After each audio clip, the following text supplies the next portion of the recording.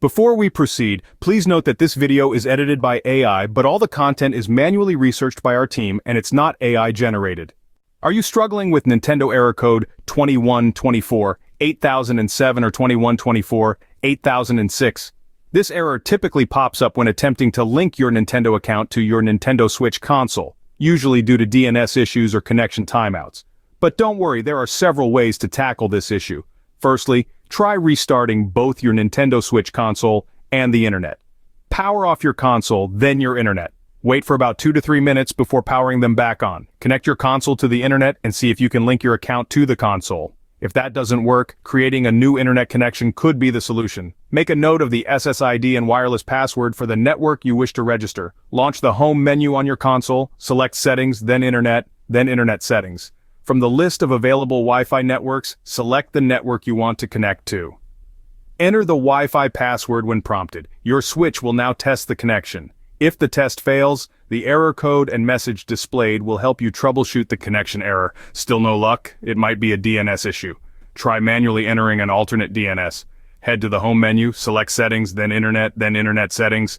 Your console will automatically search for nearby Wi-Fi signals. Select your network, then change settings. Scroll down and select DNS settings, choose manual. Delete the existing DNS and enter 8.8.8.8 as the primary DNS and 8.8.4.4 as the secondary DNS.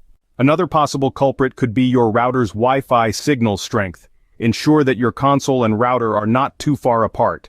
Ideally, they should be within 10 to 15 feet of each other. Make sure there are no metal objects or electronic devices obstructing the path between your router and console. If all else fails, switch to a different wireless band.